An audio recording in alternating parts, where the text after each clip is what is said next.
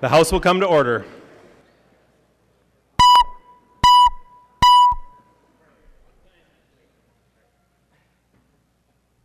Prayer by the Chaplain.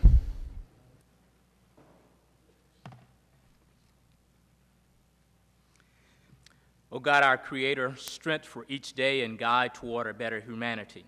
We give you thanks for our life and the opportunity to serve the great state of Minnesota. Lord, we know that you establish government and that you require those with this responsibility to serve the common good, relieve the suffering of the poor, reject favoritism, and remove oppression and injustice. We know that your desire is for all Minnesotans to thrive, so we ask that you give grace and the uncommon desire that the women and men who serve in this body will work together and resolve the problems we face in this state, particularly those that produce racialized outcomes in health, education, and jobs. Help us to see the negative impact of our historical sin and direct the course of our state to stand together across race, gender, religion, and see in each other the face of hope and courage to stand up for those who need opportunity to restore their lives. Bless those who serve here with health and strength. Protect their families as well. Particularly, we ask your blessings on Speaker Doubt, Senate Majority Leader Bach, and Governor Dayton as they negotiate for a better future for this state. We ask also that you forgive us for standing on the side of the rich and powerful and creating pathways to perpetual poverty, and for placing corporate interests above people. Lead us toward a more just and faithful governing so that we can please you and restore our state to health and strength in every community. For you are the God of love, justice, peace, and freedom. You redeem us from isolation and bring us to community. You repair our broken walls and restore our safe dwellings. You are God indeed and worthy above all. Amen. The chaplain for today is Reverend Paul Slack from New Creation Church, Minneapolis, Minnesota. Pledge of Allegiance. Please remain standing and join me in reciting the Pledge of Allegiance to the flag of the United States of America.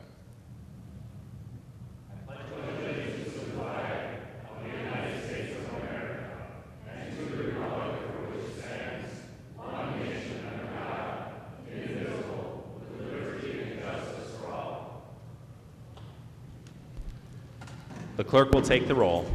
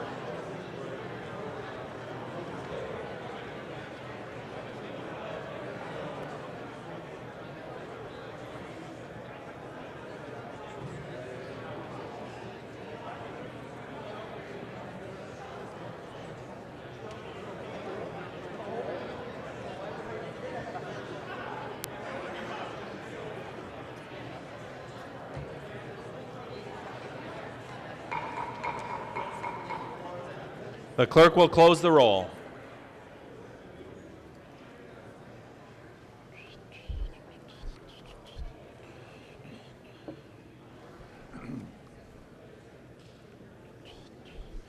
Quorum is present. The clerk will read the journal of the preceding day. Journal of the House, 89th Session, 2015, 59th day, St. Paul, Minnesota, Tuesday, May 12, 2015. If there is no objection, further reading of the journal will be dispensed with, and the journal will be approved as corrected by the chief clerk. Hearing no objection, the journal is approved as corrected by the chief clerk. Comparison reports.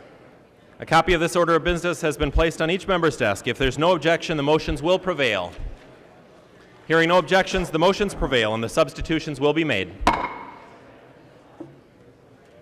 Reports of standing committees and divisions.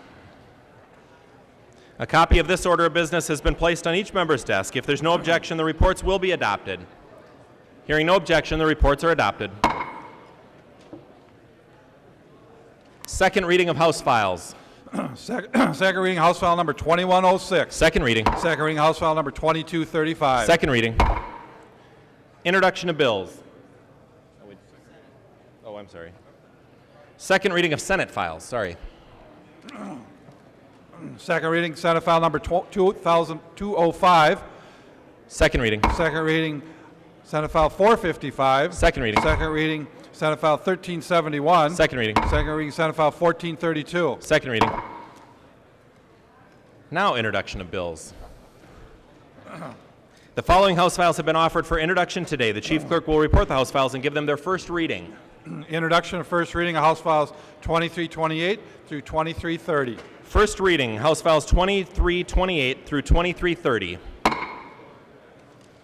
Messages from the Senate. Message from the Senate. Mr. Speaker, I hereby announce the passage by the Senate of the following Senate files herewith transmitted. Senate file numbers 383, 706, 1603, 1694, 1771, and 1876, and the message is signed Joanna M. Zoff, Secretary of the Senate. First reading of Senate files. First reading, Senate File number 383, an act relating to health occupations. The bill is being referred to the Committee on Health and Human Services Finance. First reading, Senate File number 706, an act relating to human services. Halverson moved that Senate File number 706 and House File number 980, now on the General Register, be referred to the Chief Clerk for comparison. Hearing no objection? Hearing no objection, so ordered. First reading, Senate File number 1603, an act relating to taxation. The bill is being referred to the Committee on Taxes. First reading, Senate File number 1694, an act relating to public safety. Green moved that Senate File number 1694 and House File number 1935, now on the General Register, be referred to the Chief Clerk for comparison. Hearing no objection, so ordered. First reading, Senate File number 1771, an act relating to health. The bill is being referred to the Committee on Health and Human Services Finance. First reading, Senate File number 1876, an act relating to children. Mullery moved that Senate File number 1876 and House File number 827, now on the General Register, be referred to the Chief Clerk for comparison. Hearing no objection, so ordered.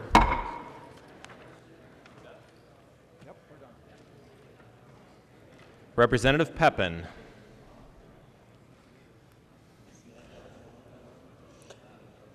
Mr. Speaker and members, I move a recess to the call of the chair until approximately 12:30. Rules will meet immediately after the start of recess in the basement, and Republican members will caucus in room 5.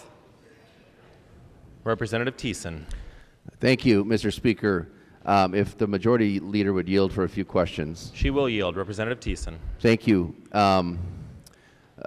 Madam Majority Leader, I've seen in the news reports over the last 24 hours Speaker Dowd and others talking about the significant movement that the Republicans have made, and apparently the Democrats haven't made any movement.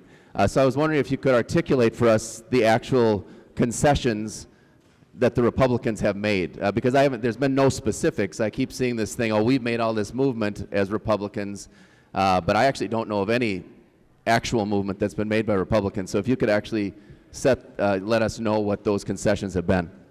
Representative Pepin. Thank you, Mr. Speaker and Representative Thiessen. Well, as you know, the negotiations are ongoing, and so we can't reveal what's been determined at negotiations. But yes, there has been some discussions and some movement, and we have put some offers forward. Representative Thiessen. Thank you, Madam Speaker, or Mr. Speaker, and Madam Majority Leader. She'd yield for another question. She will yield. Representative Thiessen. Thank you. Well, no, and I appreciate negotiations are ongoing. It's just interesting that the Republicans seem to be playing a nice little game about saying we're making all these big concessions, we've moved all this much, but then they hide behind the negotiations when it comes to actually identifying what those concessions are, which leads me to believe you actually haven't made any concessions. So if you could actually articulate, if you're going to be in the public saying you've made all these concessions, it seems to me you should be willing to articulate what those concessions are. Representative Pepin.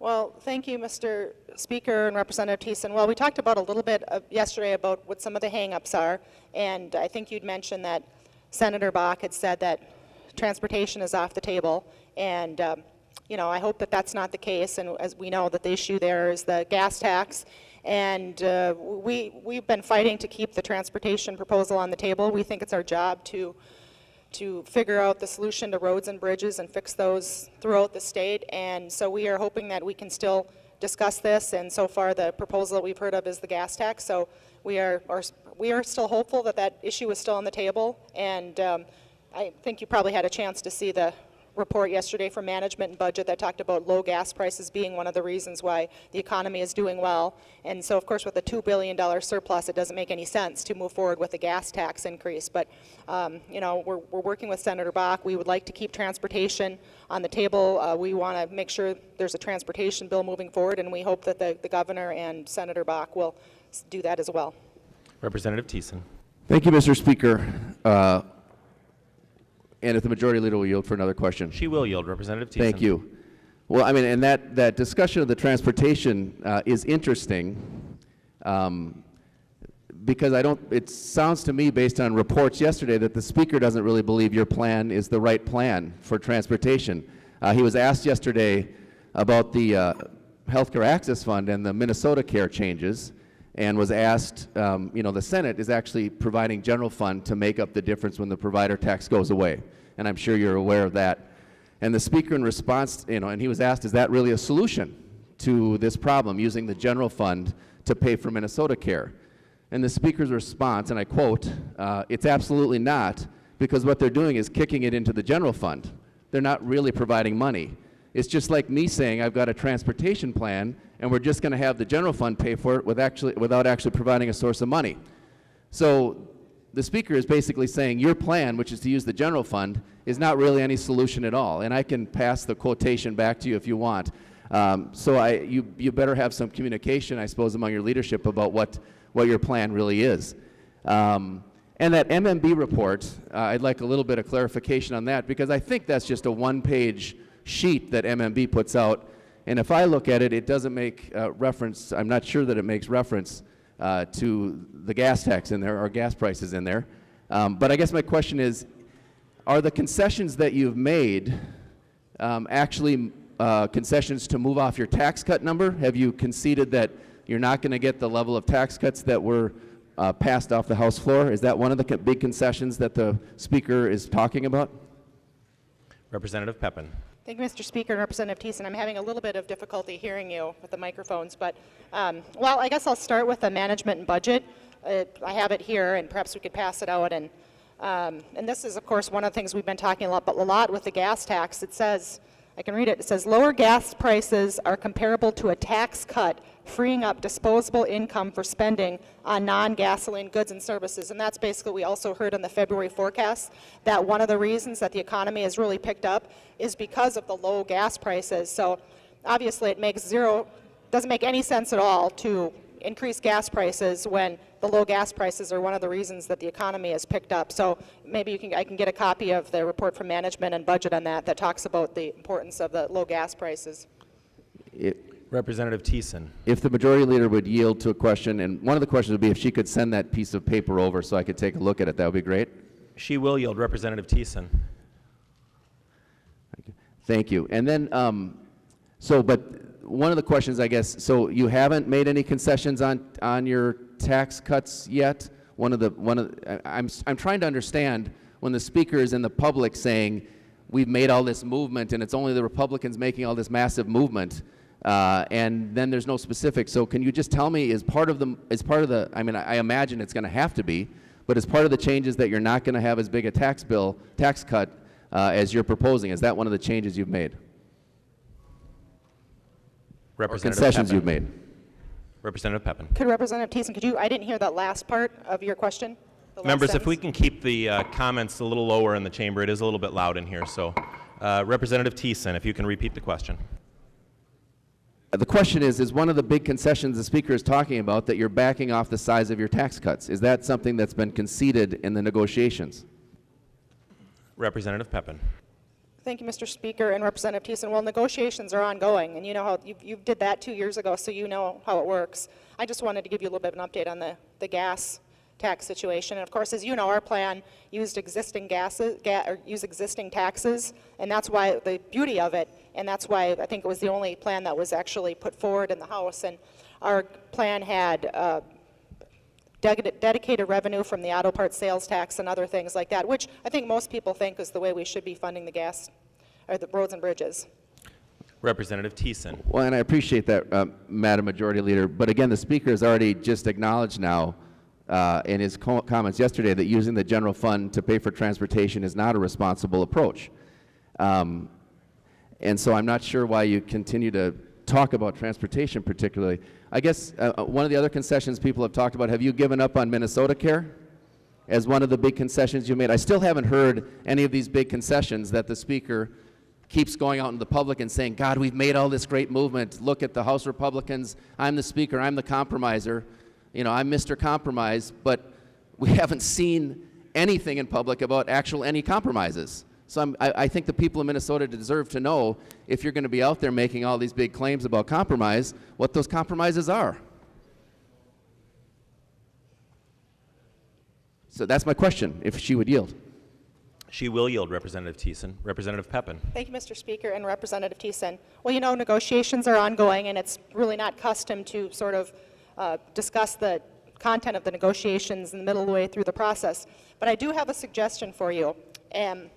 I took the time to time how long it takes to get from your DFL colleague in the Senate, Senator Bach's office, to your microphone. It takes about 46.72 seconds, give or take a few tenths of a second, in traffic to get there, from his office to your microphone. So you could check with him and to get his DFL perspective if you'd like afterwards. I mean, I can't really share with you what the discussions that we've talked about, but he could give you his perspective, I'm sure. Representative Thiessen. Thank you, Mr. Speaker, Madam Majority Leader. I'm not sure what that is all about, but you don't seem to be wanting to answer the question. I mean, the bottom line being, you can't take both positions. You can't be out in the public saying you're making all these concessions and then hide behind this supposed cone of silence when you, in fact, can't back up what you're saying in the public. I do have one other question for the Majority Leader, if she'd yield. She will yield, Representative Thiessen. Have you made any concessions on any policy positions as of yet as part of the negotiations? Is that, if the concessions are not in the tax bill, if they're not around Minnesota Care, have you conceded any of your policy positions as part of what the Speaker's big compromises are? Representative Pepin. Thank you, Mr. Speaker and Representative Thiessen. As I've told you several times today and yesterday, the negotiations are ongoing, and it would be inappropriate for me to go beyond that on things that we have not fully agreed to. Representative Thiessen. Thank you, Mr. Speaker. Well, if in fact we're going to take the position that we can't talk about the negotiations because they're private, I would expect the Majority Leader and the Speaker not to make any statements about the ongoing state of the negotiations, trying to mislead the public about what's happening. And that is the way that we'll actually get to a resolution of this by next Monday. So I wish you good luck. We're here to help to accomplish whatever we want to make sure that we get done on time. And we'll look forward to the session when we come back after recess. Representative Pepin moves a recess to the call of the chair until approximately 12:30 p.m. All those in favor of that motion signify by saying aye. Those opposed, no. The motion prevails, and the House stands in recess to the call of the chair until approximately 12:30 p.m.